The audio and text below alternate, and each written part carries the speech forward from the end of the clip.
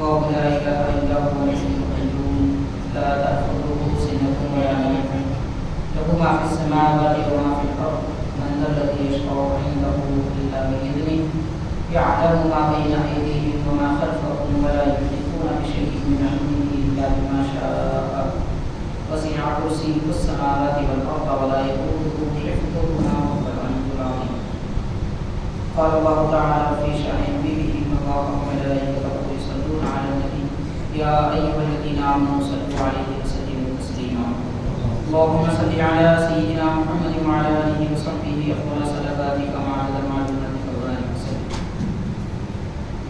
معزز حاضرین محترم سامعین السلام علیکم ورحمۃ اللہ وبرکاتہ. تیسرے بارے میں آیت الکرسی کا آغاز کیا گیا تھا اور اس کی مختصر سی کچھ وضاحت لا الہ الا ہو کے متعلق بیان کی گئی. اس سے پہلے یہ بتایا گیا کہ لفظ ہو اللہ ہو سے بنا ہوا کلمہ ہے. بزرگان دین تین طرح کا ذکر قرب الہی پانے کے لیے کیا کرتے ہیں. ایک ہے لا الہ الا اللہ اور دوسرا اللہ اللہ اور تیسرا ہو اور وہ کہہ کر اللہ تعالیٰ کا ذکر کیا کرتے ہیں. اور یہ اگر آپ کے پاس ایک خاص طریقہ ہے ذکر الہی کے لیے جو ان تین طریقوں پر شامل ہے.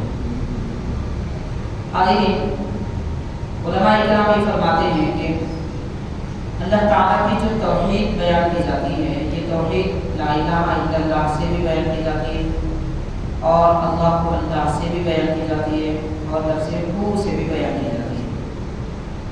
پچھلی مرتبہ تو واقعات بزرگان دین کے بیان کیے گئے تھے جس میں روح کی تعبیر بیان کی گئی کہ کس طریقے سے روح کا ذکر کرنے کی وجہ سے بادشاہ ہے وقت بھی ایک اللہ کے نیک بندے کے تابع ہو چکا ہے.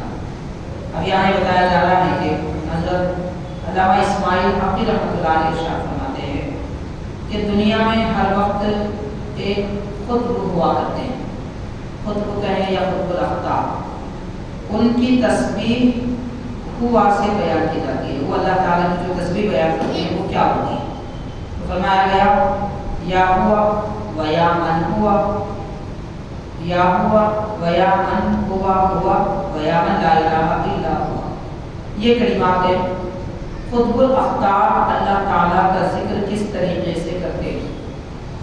علماء کرام اور مفسرین بھی ارشاد فرماتے ہیں کہ وہ اللہ کی تسبیح ان کلمات سے بیان فرماتے ہیں. تو اس کو یاد رکھنا چاہیے. اگر ہم بھی کریں تو اس کی تاثیر ہمارے دلوں پر روح پر جاری و ساری رہے گی. تو کلمہ ہے ان کے ذکر کا یا ہوا و یا من ہوا ہوا و یا من لا الہ الا ہوا. لفظ ہوا کے ساتھ میں اللہ کی تسبیح اور اللہ کا ذکر کرنے کا یہ ایک طریقہ ہے.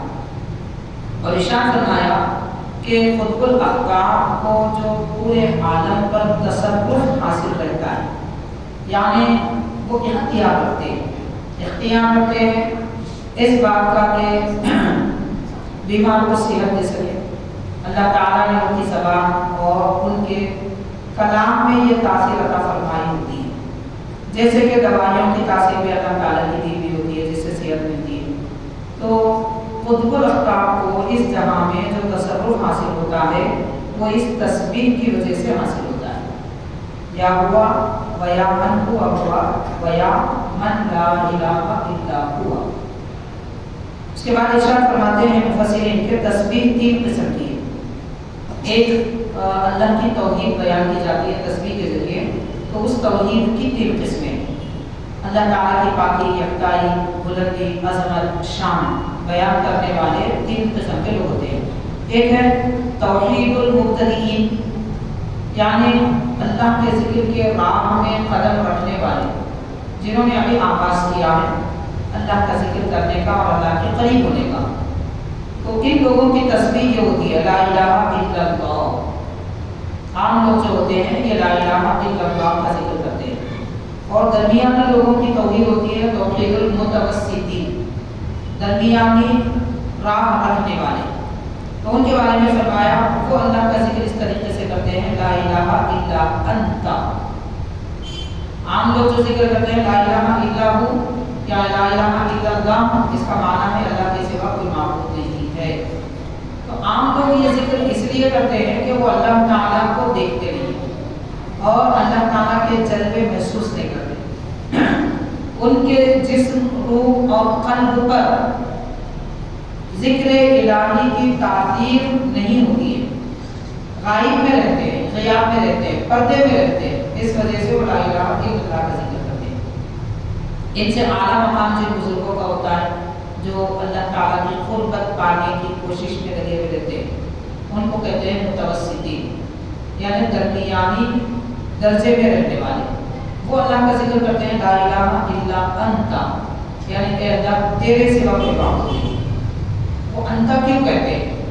الا اللہ کیوں نہیں کہتے؟ الا ہو کیوں نہیں کہتے؟ الا انت کیوں کہتے ہیں؟ تیرے سوا یہ کون کہہ سکتا ہے؟ جو آدمی اللہ کے جلوے کے سامنے، اس کی رحمت کے سامنے اور اس کے خاص مقام قدس میں پرواز حاصل کر لیتا ہے، وہ اللہ کے انوار کو، تجلیات کو دیکھ لیتا ہے اپنے دل یا سر کی آنکھوں سے۔ ظاہر ہے کہ جب جو سامنے ہوتا ہے تو کہتا ہے کہ آپ، تو وہ کہہ رہا ہے اے اللہ تیرے سوا کوئی معبود نہیں، تو وہ مقام شہود میں رہتا ہے۔ شہود کا مطلب حاضر رہتا ہے اللہ کے دربار میں۔ تو دربار الہی میں حاضر رہنے والا یہ نہیں کہے گا کہ اس کے سوا کوئی معبود نہیں، وہ کہے گا تیرے سوا کوئی معبود نہیں، کیونکہ وہ سامنے موجود ہوتا ہے۔ تو یہ متوسطین کا درجہ ہے جو اللہ کی توحید بیان کرنے والا ہے۔ اور ایک اعلیٰ درجہ ہوتا ہے، وہ کہتے ہیں، وہ طریقہ ہے کاملین کا، مبتدئین، متوسطین، اور اس کے بعد سب سے اعلیٰ مقام جن کا ہوتا ہے وہ کاملین ہے۔ کامل مطلب جو قرب الہی کی انتہا کو پہنچ گئے، بشریت کے تقاضے کے اعتبار سے، اللہ تعالیٰ کے اعتبار سے نہیں، مخلوق کے اعتبار سے وہ اللہ کے قرب کے مقام تک، قرب تک، انتہا تک پہنچ گئے ہیں، وہ کامل ہوتے ہیں۔ ان کا ذکر کیا ہوتا ہے؟ ان کا ذکر کرنا نہیں ہوتا ہے، وہ ذکر اللہ کا کرتے نہیں ہیں بلکہ وہ اللہ کا ذکر سنتے ہیں۔ یعنی خالق کائنات یہ فرماتا ہے لا الہ الا انا، کہ کوئی نہیں ہے میرے سوا معبود، تو رب جو فرماتا ہے وہ رب کی بات سنتے ہیں۔ تو اللہ کا ذکر کرنے والے بندے یہ تین درجات کے ہوتے ہیں۔ حاضرین کرام، اگر ہمارا حال اگر غور کریں تو ہم تو مختلف تک بھی ابھی نہیں پہنچ پائے، یعنی لا الہ الا اللہ بھی اس کیفیت کے ساتھ نہیں بول سکتے کہ لوگوں کے یا ہمارے دل میں کوئی کیفیت پیدا ہو سکے، بلکہ اتنا اطمینان کے ساتھ ہم کو ذکر کرنے کا موقع بھی نہیں ملتا، فرصت جو نہیں ملتی، وقت جو نہیں ملتا، دل نہیں لگتا، دنیا کی مصروفیات زیادہ ہیں، 5 وقت نماز پڑھنا ہے، پڑھ لینا ہی ہمارے لیے بہت زیادہ ہے، باقی نوافل ہم سے نہیں ہو سکے گا۔ یہ کیفیتیں جو ہماری ہوتی ہیں، اس وجہ سے ہم یہ درجے میں نہیں آ سکتے۔ مبتدئین یعنی بالکل آغاز میں رہنے والے، جیسے اسکول میں طلبہ پڑھنے کے لیے ایڈمیشن لیتے ہیں، وہ درجے میں بھی ہم نہیں ہیں اللہ کی قربت اور اللہ کی معرفت کے اعتبار سے۔ جب یہ ذکر کرنا شروع کریں گے لا الہ الا اللہ یا لا الہ الا اللہ، کتنا کرنا چاہیے؟ تو اولیاء کرام بزرگان فرماتے ہیں کہ کثرت سے لا الہ الا اللہ کا ذکر کریں، کم از کم ایک دن میں 6000 مرتبہ، ایک دن میں 6000 مرتبہ کم از کم یہ ذکر کریں گے تو ہم گویا کہ وہ میدان میں ابھی قدم رکھ رہے ہیں، اس میں چل رہے ہیں، منزل تک کب پہنچیں گے اس کا کوئی پتہ نہیں۔ مبتدئین میں شمار ہوتا ہے، لیکن اللہ تعالیٰ کی قربت جو لوگ پا لیتے ہیں اور کامل ہو جاتے ہیں، ان کے بارے میں علامہ اسماعیل حقی رحمۃ اللہ علیہ نے فرمایا وہ موحد ہوتے ہیں، توحید کے کلمات خالق کائنات سے سنتے ہیں۔ یعنی اللہ تعالیٰ یہ فرماتا ہے لا الہ الا انا، کیونکہ یہ پورے طور پر مقام فنا میں ہوتے ہیں۔ فنا کا مقام مطلب وہ خود کو کھوئے ہوئے ہوتے ہیں، انہیں اپنی ذات کا احساس نہیں ہوتا، انہیں اپنی بات کا پتہ نہیں چلتا، وہ بس اللہ کے جلوے ہر لمحہ ہر وقت ہر جگہ دیکھتے رہتے ہیں، تو مقام فنا میں ہوتے ہیں۔ کیسے؟ اس کو سمجھایا گیا وہ اس طریقے سے کہ جیسے کوئی آدمی پانی میں ڈوب جائے تو پانی کے کتنا قریب ہوتا ہے، اس کے ہر طرف سے پانی موجود ہے، وہ پانی میں ڈوبا ہوا ہے، تو جو بندہ اللہ کی قربت میں ایسے پہنچ جاتا ہے کہ ہر طرف اللہ کی رحمت، رب کی قربت اور بس رب کے انوار، اس کے تجلیات، یہ ڈوبا ہوا ہے، تو وہ اپنے آپ کو محسوس نہیں کرتا. پانی میں ڈوبنے والا خود کو دیکھتا بھی نہیں ہے اور آنکھیں بھی نہیں کھولتا ہے اور اسے کچھ سنائی بھی نہیں دیتا کیونکہ وہ پانی کے اندر ہے. تو اللہ کی یاد میں, اللہ کے ذکر میں, اللہ کی رحمت میں, اللہ کی قربت میں ڈوبا ہوا شخص بھی یہ مقام رکھتا ہے کہ وہ فنا کے درجے میں پہنچ جاتا ہے. البتہ اسے سنائی دیتی ہے تو بس اللہ تعالیٰ کا کلام لا الہ الا اللہ. تو یہ کیفیتیں ہیں جو اللہ لا الہ الا ہو میں بیان کی گئی کہ آیت الکرسی کا بالکل ابتدائی لفظ اللہ کے سوا کوئی معبود نہیں اور اسی کی عبادت کی جاتی ہے. اس کے بعد فرمایا الحج القیوم, یعنی اللہ تعالیٰ زندہ ہے اور قائم ہے. اللہ تعالیٰ زندہ ہے, اس کا معنی کیا ہے؟ حضرت کرام, خالق کائنات ساری دنیا کو زندگی دیتا ہے. زندہ ہے مطلب اللہ تعالیٰ بذات خود زندہ ہے اور ساری دنیا اللہ تعالیٰ کی زندگی دینے سے زندہ ہے.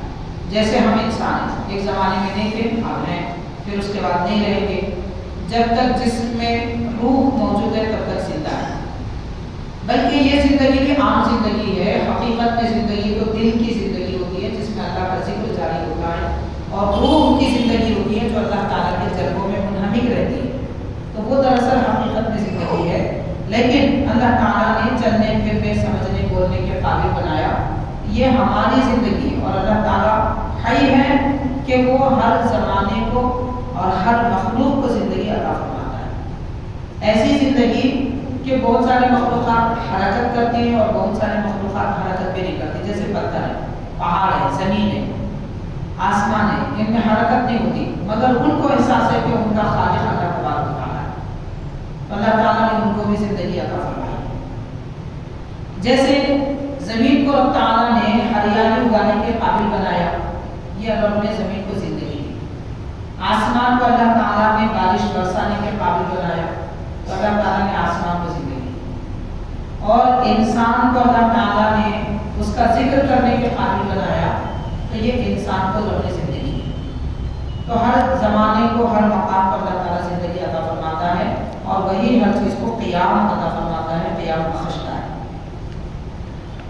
حضرت کرام, یہاں یہ بھی بیان کیا گیا کہ اللہ تعالیٰ کے بے شمار اسماء و صفات ہیں, بہت سارے اس کے نام ہیں.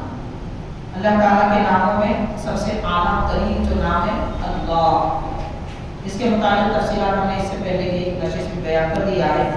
اب یہاں کے اللہ تعالیٰ کے اسماء حسنہ ہیں. اسماء حسنہ یعنی اللہ کے پاک حسین بہترین نام. وہ کتنے ہیں؟ حدیث پاک میں آتا ہے, نبی پاک صلی اللہ علیہ وسلم نے ایک حدیث میں بیان فرمایا 99 نام ہیں. اللہ لا الہ الا هو الحی القیوم, لا الہ الا هو الحی القیوم, اور اس کے بعد الرحمن الرحیم المتکبر وغیرہ جتنے اللہ تعالیٰ کے نام ہیں وہ 99 نام ہیں, ایک حدیث پاک میں جمع ہیں. حضور پاک رحمۃ للعالمین صلی اللہ علیہ وسلم نے ارشاد فرمایا کہ اللہ کے ان ناموں کا جو ورد کرے گا اس کو خالق کائنات دوزخ میں نہیں جلائے گا, نعمتوں سے سرفراز فرمائے گا. تو اللہ تعالیٰ کے یہ 99 نام تو صرف ایک حدیث پاک میں آئے. علماء نے یہ بھی لکھا ہے کہ اللہ کے بے شمار نام ہیں, بے شمار نام ہیں, اور جو بندہ جس نام کے ساتھ اللہ کا ذکر کرے گا, یا یوں سمجھ لیجیے کہ جس بندے کو جس شے کی ضرورت ہے, جیسے کوئی تنگ دست ہے, اسے رزق کی ضرورت ہے, تو اللہ کا ذکر کرے یا رزاق یا رزاق یا رزاق. اور اگر کوئی مصیبت زدہ ہے تو اللہ تعالیٰ کا ذکر کرے یا منجی نجات دینے والا. اگر کوئی ناکام ہو رہا ہے تو اللہ تعالیٰ کا ذکر کرے نجات دینے والا, کامیابی عطا فرمانے والا. تو ایسے اللہ کے جو نام ہیں, جس بندے کو جس چیز کی ضرورت ہے وہ نام کا اللہ کا ورد کرے گا تو اسے وہ کمال حاصل ہوگا. حاضرین کرام, یہ لفظ حی جو کلمہ ہے جس کا معنی ہے زندگی دینے والا, الحی القیوم, اس کے متعلق علماء کرام نے لکھا ہے کہ حضرت عیسیٰ علیہ السلام, یہ بات بڑی مشہور ہے کہ حضرت عیسیٰ علیہ السلام مردوں کو زندہ فرماتے تھے. جو لوگ مردہ ہیں ان کو زندگی دیتے تھے. کس طریقے سے؟ آپ کسی قبر یا مردے کے پاس جاتے, اسے ٹھوکر مارتے اور فرماتے قوم بإذن اللہ, اللہ کے نام سے اٹھ جا, تو وہ مردہ زندہ ہو جاتا. لیکن یہ بھی ارشاد فرمایا جاتا ہے کہ حضرت عیسیٰ علیہ السلام اس بندے کو پکارنے سے پہلے، جو ہوتا ہے اسے ندا دینے سے پہلے یا اسے اٹھ کہنے سے پہلے اللہ تعالیٰ کے اس نام کا ورد کرتے تھے. کیا کہتے تھے؟ یا حی یا قیوم، یا حی یا قیوم، یعنی کہ زندگی دینے والے، قیام عطا فرمانے والے. اللہ کے اس نام کی اتنی تاثیر ہے، واقعی اگر کسی کا دل مردہ ہے، یہ ذکر کرنے سے دل زندہ ہو جاتا ہے. مان لیجیے کہ کسی کا ہاتھ پاؤں وغیرہ شل ہے، کام نہیں کر رہا ہے، اگر بار بار اللہ کے اس نام کا ورد کر کے اس پہ دم کریں گے تو اس میں حیات آ جائے گی. تو اللہ تعالیٰ کے ہر نام میں تاثیر ہے، اور اللہ کے اسماء حسنی میں ہماری ہر مصیبت کا حل موجود ہے. اب یہ اس کو پڑھنا کیسے چاہیے، اس کا ایک خاص طریقہ ہے، قانون ہے، خیر وہ ہم کسی اور موقع پہ عرض کریں گے. مگر کثرت سے اگر کسی بھی نام کا ورد کیا جائے اور اس کی تاثیر بندے پر ظاہر ہو جاتی ہے. حضرت سیدنا علی رضی اللہ تعالیٰ نے ارشاد فرماتے ہیں کہ غزوہ بدر کے موقع پر میں حضور پاک صلی اللہ علیہ وسلم کے پاس آیا یہ دیکھنے کے لیے کہ پیارے نبی کیا کر رہے ہیں. تو میں نے دیکھا حضور پاک صلی اللہ علیہ وسلم سجدے میں، یعنی رات کا وقت تھا، اگلے دن غزوہ جنگ قائم ہونے والی تھی اس رات میں، اور سجدے کی حالت میں حضور پاک صلی اللہ علیہ وسلم کیا فرما رہے ہیں؟ یا حی یا قیوم. کئی مرتبہ یہی پڑھ رہے ہیں، یا حی یا قیوم، یا حی یا قیوم. اسی ورد کی برکت تھی کہ بدر کے موقع پر 313 صحابہ کرام 1000 کفار اور مشرکین پر غالب آ گئے. 1000 مشرکین پر غالب آ گئے، جبکہ ان کے پاس نہ ہتھیار تھے اور نہ ہی طاقت و قوت تھی ظاہری طور پر، نہ کھانے پینے کی اشیاء تھی، نہ ہی پانی. سب کفار اور مشرکین ان کے پاس تھے، لیکن اس کے باوجود اللہ تعالیٰ نے انہیں قوت عطا فرمائی، کامیابی عطا فرمائی. آج اس ماحول میں ہم دیکھ رہے ہیں کہ پورے ہندوستان میں مسلمانوں پر ظلم ستم کھائے جا رہے ہیں، تہمتیں لگائی جا رہی ہیں، لوگ پروپیگنڈے کر رہے ہیں اور منصوبے بناتے ہیں، مسلمانوں کو بدنام کر رہے ہیں. کیوں نہ ایسا ہو کہ ہر مسلمان سجدے میں جائے، پیارے نبی کی سنت کے مطابق یا حی یا قیوم بار بار پڑھتا ہے، پھر دیکھیے کہ حالات کیسے بدل جاتے ہیں. حاضرین، ہمارے پاس اللہ تعالیٰ نے، اللہ کے نبی نے سب کچھ عطا فرمایا ہے، دیا، لیکن ہمیں استعمال کرنا نہیں آتا، معلومات نہیں ہے، جانتے نہیں ہیں کہ ہمارے پاس کیا ہنر ہے، کیا دولت ہے. بڑے دولت مند ہیں، لیکن افسوس کی بات ہے کہ ہم کو خود پتہ نہیں ہے ہمارے پاس کتنی بڑی دولت ہے. ہم سمجھ رہے ہیں یہ پیسہ، کاغذ کے نوٹ، یہ سونا چاندی، یہ زمین جائیداد، سمجھ رہے ہیں یہی دولت ہے. اس کو دولت نہیں کہتے. دولت وہ چیز ہوتی ہے جو فنا نہیں ہوتی. ایمان والے کا ایمان فنا نہیں ہوتا، اس کے نیک اعمال فنا نہیں ہوتے، اللہ تعالیٰ سے اس کی قربت نہیں فنا ہوتی، اللہ تعالیٰ سے اس کی محبت فنا نہیں ہوتی. تو جو چیز فنا نہ ہونے والی ہے وہ باقی رہنے والی ہے، وہ اللہ تعالیٰ کی صفت حی، یعنی زندگی دینے کا مظہر ہے. اس لیے حضور پاک صلی اللہ علیہ وسلم یہ دعا فرمایا کرتے تھے. حاضرین، اس کے بعد فرماتے ہیں وہ علی آلہ لا یزید علی ذلک الا ان فتح اللہ لہ، یعنی حضور پاک صلی اللہ علیہ وسلم دن کے وقت میں بھی یہی ورد کر رہے تھے، یہاں تک کہ اللہ تعالیٰ نے حضور پاک صلی اللہ علیہ وسلم کو فتح عطا فرمائی.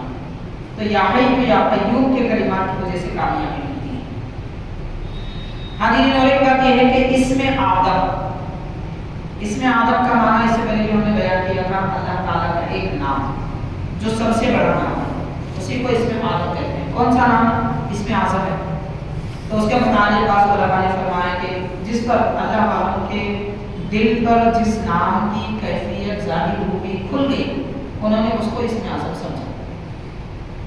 تو لیکن اکثر علماء یہ فرماتے ہیں کہ لفظ اللہ اس میں آدم ہے. بعض نے فرمایا الحی اس میں آدم ہے. تو لفظ الحی بھی اس میں آدم ہے، یعنی زندگی دینے والا. کیونکہ زندگی ہے تو سب کچھ ہے. زندگی ہے تو کھانا پینا بھی ہے، ہوش بھی سلامت ہے، چلنا پھرنا بھی ہے، قوت بھی ہے، نماز بھی ہے، عبادت بھی ہے، ساری دنیا و آخرت کے کام زندگی سے تعلق ہے. تو اللہ کا اس میں حی، یہ اس میں آدم ہے. تو اس کا جتنا زیادہ لوگ ذکر کریں گے، ورد کریں گے، اتنی کیفیتیں ان کے دل پر، ان کے جسم پر، ان کی زندگی میں شامل کریں گی. اور ایک بات یہ بھی فرمائیے صاحب تفسیر روح البیان میں کہ اس میں آدم دراصل حقیقت محمدیہ کا نام ہے، یعنی نبی پاک رحمۃ للعالمین صلی اللہ علیہ وسلم کی حقیقت. کیا ہے حضور کی حقیقت؟ کہنے کے لیے اتنا ہے کہ حضور رسول ہیں، نبی ہیں، اس سے بڑھ کے اور کوئی معنی نہیں ہے، اس سے بڑھ کر کوئی اور لفظ نہیں ہے۔ پیارے آقا صلی اللہ علیہ وسلم کی عظمتوں کو ظاہر کرنے کے لیے رسول اور نبی یہ سب سے بڑا کلام ہے، سب سے بڑے جملے ہیں، کیونکہ ساری کائنات میں رسول اور نبی سے بڑھ کر کوئی نہیں، ساری مخلوقات میں کوئی نہیں۔ تو حاضرین، لیکن حضور پاک صلی اللہ علیہ وسلم کا نام مبارک بھی اسم اعظم ہے۔ تو اگر دفع مصیبت چاہیے اور برے عادات سے نجات اگر چاہیے، جیسے اب بہت سارے لوگوں کے اندر ایک بات ہوتی ہے کہ وہ اپنے بچوں کو یا اپنے بھائیوں کو اچھی حالت میں دیکھنا چاہتے ہیں، بگڑی ہوئی حالت میں دیکھنا پسند نہیں کرتے۔ ماں باپ یہ چاہتے ہیں کہ بچہ ضد چھوڑے، اپنی بات مانے، کوشش کرے کہ وہ اچھے راستے پر آئے۔ تو ان کی بری عادتیں اگر ٹالنا ہے، اس میں آدم کا ورد کرے اور ان پر دم کرے، یا وہ ان کو خود پڑھنے کے لیے کرے۔ جس نیت سے اس میں آدم پڑھا جائے گا، اس نیت کی تاثیر اپنے اوپر ہوتی جائے گی۔ تو مذمت والی عادتیں، بری عادتیں چھوڑنے کے لیے بھی اس میں آدم بہتر ہے، عبادتوں میں دل لگانے کے لیے بھی اس میں آدم کی ضرورت ہے، مسائل ٹالنے کے لیے بھی اس میں آدم کی ضرورت ہے۔ تو ایک شاعر نے کہا، تلاش ہے اس میں آدم میں پریشان ایک عالم ہے، نہ سمجھا نام پاک مصطفیٰ خود اس میں آدم ہے۔ تو نبی پاک صلی اللہ علیہ وسلم کا اسم مبارک بھی اس میں آدم ہے، اللہ هو الحی القیوم۔ اور اس کے بعد حاضرین، لا تأخذه سنة ولا نوم، اللہ تعالیٰ اپنی صفت بیان فرما رہا ہے کہ اس کو نہ اونگ آتی ہے نہ نیند آتی ہے۔ اونگنا اور نیند آنا یہ عیب کی بات ہے، عیب کی بات ہے انسان کے لیے بھی، جو ضرورت مند ہے اس کے لیے بھی عیب کی بات ہے۔ آپ دیکھیں کہ مجلس میں اگر کوئی اونگتا ہے تو لوگ پسند نہیں کرتے، کیونکہ یہ عیب کی بات ہے۔ زیادہ دیر تک لوگ سوتے رہتے ہیں تو بھی پسند نہیں کرتے، اس لیے کہ یہ عیب کی بات ہے۔ حاضرین، روایتوں میں آتا ہے حضرت موسیٰ علیہ السلام سے ایک شخص نے پوچھا کہ کیا اللہ تعالیٰ سوتا ہے؟ انسان کیا ہے، اپنے طریقے سے اپنی فکر سے اللہ کو سمجھنے کی کوشش کرتا ہے۔ اب ہم پر یہ احسان ہے پیارے آقا صلی اللہ علیہ وسلم کا کہ ہمیں پوچھنے کی ضرورت ہی نہیں پڑتی، پوچھنے سے پہلے، سمجھنے سے پہلے حضور نے سب سمجھا دیا، سب بتا دیا۔ اب ہم یہ نہیں بول سکتے، ایسا سوال ہم نہیں کر سکتے، اس لیے نہیں کر سکتے کہ ہم کو سب بتا دیا جائے۔ اگر لوگ کہیں گے کہ نہیں ہم کو معلوم نہیں ہے تو آپ کی غلطی ہے، سب لکھا ہوا ہے قرآن مجید میں، حدیث پاک میں لکھا ہوا ہے، نہیں معلوم ہے تو غلطی ہماری ہے، معلوم کرنا چاہیے۔ لیکن ایک زمانے میں ایسا بھی تھا کہ لوگ اللہ کو جاننے کے لیے، رب کو پہچاننے کے لیے سوالات کرتے تھے۔ حضرت موسیٰ علیہ السلام سے ایک آدمی نے پوچھا کہ اللہ تعالیٰ سوتا ہے؟ تو موسیٰ علیہ السلام چونکہ اللہ تعالیٰ سے کلام فرماتے تھے، کلیم اللہ کا لقب ہے، تو آپ نے اللہ تعالیٰ سے پوچھا، اے اللہ کیا یہ بندہ پوچھ رہا ہے، کیا مجھے بھی نیند آتی؟ کیونکہ یہ اپنی عقل سے سمجھنا چاہتا ہے۔ حاضرین، رب تبارک و تعالیٰ نے فرمایا، اے موسیٰ، یہ جو آدمی پوچھ رہا ہے اس کے ہاتھ میں جو کانچ کے بوٹل دے دو، کانچ کے بوٹل دے دو، اور یہ کہو کہ وہ اسے ہلاتا رہے مگر ٹوٹنے نہیں پائے، ہلاتا رہے مگر ٹوٹنے نہ پائے۔ تو وہ کیفیت نے کہا کہ اچانک اسے نیند آ گئی، وہ ایسا کر ہی رہا تھا حکم کے مطابق، اس پر اتنی نیند غالب آ گئی کہ کانچ کے بوٹل ایک سے دوسرے ٹکرا گئے اور ٹوٹ گئے۔ تو اس کے بعد اللہ تعالیٰ نے فرمایا، اے موسیٰ، اس بندے سے کہو کہ نیند کی حالت میں تو نے 2 بوٹل نہیں سنبھالے، 2 بوٹل تو نے نیند کی حالت میں نہیں سنبھالے، اور سمجھتا ہے کہ تیرا رب سوتا ہے جس نے زمین آسمان کو سنبھال رکھا ہے۔ تو مطلب یہ کہ غفلت اگر آدمی پر طاری ہو جائے تو معمولی سے بوٹل سنبھال نہیں سکتا، خالق کائنات سارے جہاں کا نظام چلا رہا ہے، یہ کیسے ہو سکتا ہے کہ اسے نیند آئے، یہ کیسے ہو سکتا ہے کہ اسے اونگ آئے معاملہ؟ تو یہ سارے عیب ہیں، عیبوں سے اللہ تعالیٰ پاک ہے۔ لا تأخذه سنة ولا نوم۔ حاضرین، یہاں علماء کرام فرماتے ہیں کہ جب اللہ تعالیٰ نہیں سوتا، سونے سے پاک ہے، تو بندے کو بھی چاہیے کہ وہ اللہ تعالیٰ کی پیروی کرے، اللہ تعالیٰ کی پیروی کرے۔ تو اللہ تعالیٰ کی پیروی کیسے کرے؟ رب نہیں سوتا تو بندہ کوشش کرے کہ وہ بھی نہ سوئے، لیکن بندہ اللہ کی عبادت میں نہ سوئے۔ جیسے نبی پاک صلی اللہ علیہ وسلم کے متعلق آتا ہے کہ پیارے آقا صلی اللہ علیہ وسلم نماز عشاء ادا فرمانے کے بعد آرام فرمانے، رات کا ایک حصہ گزر جاتا، 3 حصوں میں سے ایک حصہ گزر جاتا، یعنی 8 گھنٹے کی اگر رات ہے تو تقریباً 2.5 گھنٹے گزر جاتے ہیں، تو نبی پاک صلی اللہ علیہ وسلم اس طرح مبارک سے اٹھ جاتے، وضو فرماتے، نماز ادا فرماتے، اتنی لمبی نماز پڑھتے کہ 4 رکعات میں تقریباً سورہ انفال تک تلاوت فرماتے، یعنی 8 پارے لگ بھگ 4 رکعت میں تلاوت فرماتے، پھر اس کے بعد دعا فرماتے، پھر آرام فرماتے، لیٹ جاتے، پھر کچھ دیر کے بعد جاگ جاتے، پھر آرام فرماتے، پھر جاگتے، عبادت کرتے، پھر آرام فرماتے۔ اس طرح درمیانی رات کا حصہ گزرتا، یعنی درمیان کے 2.5 گھنٹے ایسے گزرتے، پھر رات کے آخری حصے میں جب سرکار بیدار ہو جاتے، بستر مبارک سے اٹھ جاتے، تو فجر کے بعد سے اشراق کا وقت ہونے تک پھر آرام نہیں فرماتے۔ تو اتنی کم نیند پیارے آقا صلی اللہ علیہ وسلم فرمایا کرتے، اور حضور آرام بھی فرماتے، تو کیسے؟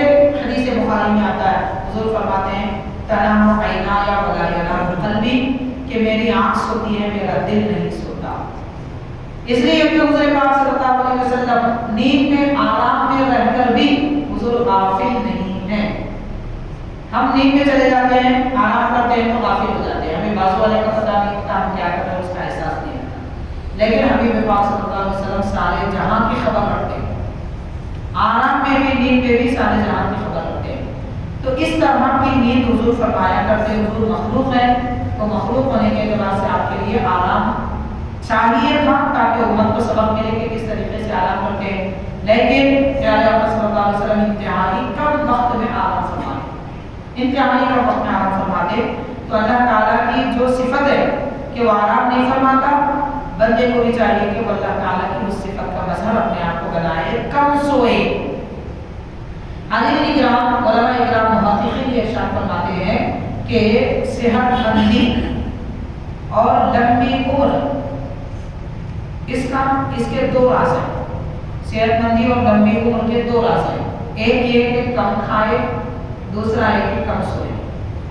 جو جتنا کم سوتا ہے وہ اتنی لمبی عمر پاتا ہے، جو جتنا کم کھاتا ہے اس کی عمر اتنی لمبی ہوتی ہے، اس لیے کہ نیند سے اور کھانے سے عمر کم ہو جاتی ہے، عمر بالکل کم ہو جاتی ہے۔ بعض کہنے والے حضرات یہ بھی کہتے ہیں کہ دنیا میں سوتے رہیں گے تو قبر میں کیا کریں گے، یعنی دنیا سے جانے کے بعد قبر میں تو آرام ہی کرنا ہے اگر زندگی یہاں اچھی بنائے، اب یہی سوتے رہیں گے تو پھر قبر میں کیا کریں گے۔ تو حاضرین کرام، کچھ نہ ہو کم از کم نماز تہجد کی تو مسلمان کو عادت ہونی چاہیے۔ اس طریقے سے جیسے پیارے آقا صلی اللہ علیہ وسلم کا عمل مبارک رہا ہے، دشوار اگر ہے تو کم از کم اتنا تو ہونا چاہیے کہ رات کے آخری وقت میں جاگے، جیسے 4 بجے کے وقت جاگے تو نماز فجر کے لیے 1 گھنٹے کا وقت ہوتا ہے، اس درمیان میں عبادت کرے، تلاوت قرآن کرے، ذکر لا الہ الا اللہ کرے، پھر نماز فجر ادا کرے، اشراق پڑھے، اس کے بعد آرام کرنا ہے، کر سکتے ہیں۔ تو یہ اللہ تعالیٰ کی صفت اختیار کرنے کا طریقہ ہے۔ اس کے بعد حضرت بایزید بستامی رحمۃ اللہ علیہ ارشاد فرماتے ہیں، بڑے پائے کے بزرگ ہیں، وہ ارشاد فرماتے ہیں کہ لم یفتح لی شیء الا بعد ان جعلت اللیالی ایاما، جب تک کہ آپ فرماتے ہیں جب تک کہ میں نے راتوں کو دن نہ بنا لیا، راتوں کو میں نے جب تک کہ دن نہ بنا لیا، میرے لیے کوئی چیز کھل کر سامنے نہ آئی، یعنی اللہ تعالیٰ کی قربت، رب کی محبت، یہ جو میں نے پایا۔ حضرت بایزید رحمۃ اللہ علیہ فرماتے ہیں آپ کا مقام کتنا بلند ہے یہ سمجھنا ہے تو آپ یہ سماعت کر سکتے ہیں کہ حضرت بایزید بستامی رحمۃ اللہ علیہ فرماتے ہیں میں باطنی سیر سفر کرتا ہوا ایک مقام پر پہنچا، باطنی سفر کرتا ہوا، وہ اولیاء کرام کا سفر ہوتا ہے، اگر ہم کرنا چاہتے ہیں یا اس کی کوئی جھلک بھی محسوس کرنا چاہتے ہیں، دکھے گا تو نہیں، مشکل ہے، جھلک بھی محسوس کرنا چاہتے ہیں تو کم از کم 1 گھنٹہ ذکر کرتے ہیں، رات دن میں کسی بھی موقع پر 1 گھنٹہ اللہ تعالیٰ کے ذکر میں تنہائی میں بیٹھے کہ کسی قسم کی کوئی خلل اندازی نہ ہو، کوئی ڈسٹرب نہ ہو، پھر اس کے بعد آہستہ آہستہ اس کی عادت ہونے لگتی ہے، پھر اس میں جو لطف آتا ہے، مزہ آتا ہے، وہ کیفیت ہے جو بندے کو اس قابل دے جاتی ہے۔ تو فرمانے میں باطنی سفر طے کرتا ہوا ایک ایسے مقام پر پہنچا کہ غیب سے آواز آئی، اے میرے بھائی، اے میرے بندے بھائی، پوچھو مانگو کیا مانگتے ہو، تم جو مانگو گے وہ عطا کیا جائے گا۔ یہ مقام ہے بندے کا۔ حضرت باعث رحمۃ اللہ علیہ فرمانے کوئی چیز میرے سامنے نہیں کھلی، رحمت کی قربت کے کوئی دروازے نہیں کھلے جب تک کہ میں نے رات کو دن نہ بنایا۔ یعنی جیسے دن میں لوگ جاگتے رہتے ہیں، میں رات بھر عبادت میں مصروف رہا کرتا۔ رات کی عبادتوں کی خاطر جب نیند کا قدم آ جاتا، بعض بزرگوں کے متعلق لکھا گیا ہے کہ نمک کی سلائیں آنکھوں میں لگائی تھی، جیسے حضرت داؤد طاہر رحمۃ اللہ علیہ نمک کی سلائیں آنکھوں میں لگاتے تھے تاکہ نیند نہ آئے، آنکھوں میں جلن، پھر وہ عبادت میں مصروف رہتے تھے۔ اور بعض بزرگوں کے متعلق آئے حضرت باعث رحمۃ اللہ علیہ کے بارے میں، جب آپ کو نیند کا غلبہ آتا تو سمندر کے کنارے ریاستوں میں آپ نے 12 سال گزارے ہیں، نیند جب رات میں زیادہ آتی تو آپ کے پاس جو اوڑھنے کے لیے کملی تھی، کمبل تھی، وہ کمبل پانی میں ڈبو دیتے اور اسے اوڑھ کر سو جاتے اور فرماتے نفس کو کہ اب سو جاؤ۔ آپ غور کیجئے کہ بھیگی ہوئی کمبل اوڑھنے کے بعد کہاں سے نیند آئی۔ تو اس طریقے سے وہ اپنے آپ کو سزائیں دیتے تھے، مشکلات میں ڈالتے تھے، وجہ صرف یہ تھی کہ میرا رب مجھ سے راضی ہو جائے۔ جیسے آج ہم لوگ دنیا کمانے کے لیے، دنیا کی خواہشیں پوری کرنے کے لیے ساری کوششیں کر لیتے ہیں، رات دن ایک کر لیتے ہیں، اللہ کے بندے اللہ کو پانے کے لیے، دنیا میں اس کے جلوے دیکھنے کے لیے ساری کوششیں کرتے ہیں۔ تو آپ فرماتے ہیں کہ راتوں کو میں نے جب تک دن نہ بنایا تب تک مجھ پر کوئی چیز نہیں کھلی گئی۔ اور حاضرین کرام، اس کے بعد اللہ تعالیٰ فرماتا ہے من ذا الذی یشفع عنده الا بإذنہ، کون ہے جو اللہ تعالیٰ کے پاس کسی کی شفاعت کرے مگر اللہ کی اجازت سے، یعنی اللہ تعالیٰ کے پاس کوئی سفارش نہیں کر سکتا۔ دنیا میں جیسے کہ لوگ دولت کی وجہ سے سمجھتے ہیں کہ یہ میرے کام آئے گی، میں اپنا کام کر سکوں گا، جیسے کوئی چیز خریدنی ہے، کہیں بڑے اسکول کالج میں ایڈمیشن دلانا ہے یا پھر نوکری حاصل کرنا ہے تو لوگ پیسہ استعمال کرتے ہیں، رشوت وغیرہ کے ذریعے اپنا کام بنا لیتے ہیں، اور اپنا روب دبدبہ کسی پہ بٹھانا ہے تو اپنے خاندان، آل و اولاد اور اپنے دوستوں احباب سے لوگوں پر روب چھاڑتے ہیں۔ قیامت کے دن یہ سب کچھ ہونے والا نہیں ہے، وہاں کوئی کسی کے کام نہیں آئے گا، کسی کی مجال نہیں ہے کہ اللہ کے دربار میں کہہ سکے کہ اللہ اسے بخش دے۔ لیکن ان لوگوں کو اللہ تعالیٰ اجازت جن کو عطا فرمائی، وہ لوگ اختیار رکھتے ہیں کہ وہ اللہ کے دربار میں کسی کی بھی شفاعت اور سفارش کر سکتے، جیسا کہ حضور پاک صلی اللہ علیہ وسلم کے متعلق حدیث شریف میں آتا ہے۔ سرکار عالم صلی اللہ علیہ وسلم نے فرمایا، جامع ترمذی کی حدیث ہے، اتانی آتم من عند ربی فخیرنی بین ان یدخل نصف امتی الجنہ۔ حضور فرماتے ہیں کہ میرے پاس آنے والا ایک فرشتہ آیا اور اللہ تعالیٰ کی طرف سے یہ کہنے لگا کہ رب نے آپ کو اجازت دی ہے حضور، آپ اپنی امت میں آدھی امت کو دوزخ سے نکال کر جنت میں داخل کرنا۔ تو یہ شفاعت ہے، سفارش ہے۔ اللہ تعالیٰ نے حضور کو اختیار دیا کہ آپ اپنی امت میں سے آدھے لوگوں کو نکال دیجیے جس کو آپ چاہیں۔ پھر حضور پاک صلی اللہ علیہ وسلم فرماتے ہیں کہ رب نے مجھے اختیار دیا کہ میں آدھی امت کو دوزخ سے نکال کے جنت میں بھیجوں، یا پھر یہ اختیار دیا کہ آپ شفاعت طلب کیجیے، یعنی اللہ تعالیٰ سے مانگیے کہ پروردگار میری امت کو بخش دے۔ تو سرکار فرماتے ہیں میں نے شفاعت کو اختیار دیا، یعنی قیامت کا دن جب آئے گا، حدیث بخاری میں آتا ہے، حضور پاک صلی اللہ علیہ وسلم سجدے میں سر رکھیں گے، اللہ کے دربار میں عرض کریں گے کہ پروردگار، اللہ کا ذکر کریں گے، تعریف کریں گے۔ حضور خود فرماتے ہیں میں ایسی تعریف کروں گا، ایسی تعریف کروں گا کہ مجھ سے پہلے کسی نے کیا نہ ہوگا، میرے بعد کوئی نہ کر سکے گا۔ آپ غور کیجئے کہ پیارے آقا صلی اللہ علیہ وسلم کے جیسا تعریف بھی کوئی اللہ کی نہیں کر سکتا، تعریف بھی اللہ کی تعریف بھی کوئی ایسے نہیں کر سکتا جیسے حضور نے کی، نہ کیا ہے کوئی نہ کر سکے گا۔ اور آج دنیا میں بھی ہم اللہ کی تعریف کرتے ہیں تو وہ تعریف بھی اللہ کی کیسے کرنی ہے حضور نے سکھائی۔ پیارے آقا صلی اللہ علیہ وسلم نے فرمایا الحمدللہ کہو، یہ اتنی بڑی تعریف ہے کہ قیامت کے دن جو ترازو تولے جائیں گے اس کے پلے بھر جائیں گے نیکیوں سے، اور میزان قیامت کے دن جو ترازو میں عمل ہمارے تولے جاتے ہیں اس کا ایک پلہ آسمان کے برابر، ایک زمین کے برابر۔ ایک مرتبہ کوئی الحمدللہ کہیں گے تو وہ سارا نیکیوں سے ثواب سے بھر جائے گا۔ تو وہ تعریف بھی اللہ تعالیٰ کی اگر ہم کر سکتے ہیں تو وہ صرف نبی پاک صلی اللہ علیہ وسلم کے سکھانے سے کر سکتے ہیں، اور اس سے آگے ہم نہیں بڑھ سکتے۔ ہمیں آتا بھی نہیں کہ اللہ کی تعریف کریں کیسے۔ حضور پاک صلی اللہ علیہ وسلم کی تعریف اللہ کی تعریف کرنے کے جیسی کوئی تعریف نہیں کر سکے گا۔ غور کریں کہ رب کی تعریف کرنے میں بھی کوئی حضور کے جیسا نہیں ہو سکتا، تو پھر حضور پاک صلی اللہ علیہ وسلم کی ذات، نبی پاک صلی اللہ علیہ وسلم کے کمال، فضائل، مناقب، وہ عظمتیں وہ کوئی بھی کیسے پا سکے گا؟ ممکن ہی نہیں ہے، تصور ہی نہیں ہو سکتا۔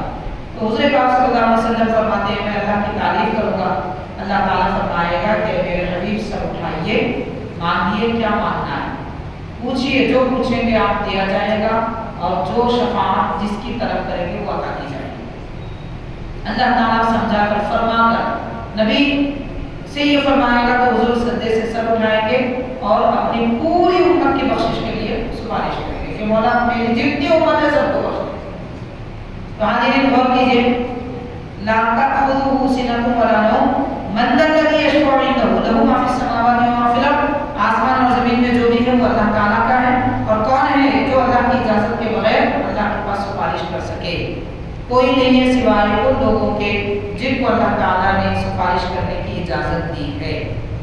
اس کے بعد فرمایا یعلم ما بین ایدیہم وما خلفہم، یعنی لوگوں کے سامنے اور لوگوں کے پیچھے جو بھی ہے اللہ تبارک و تعالیٰ جانتا ہے۔ آپ کو معلوم ہے کہ ہمارے سامنے کیا ہے، ہمارے پیچھے کیا ہے، یعنی بہت ساری ایسی مخلوقات ہیں جو اب ہمارے سامنے مگر ہم دیکھ نہیں رہے، اب ہمارے پیچھے مگر ہم نہیں دیکھ رہے۔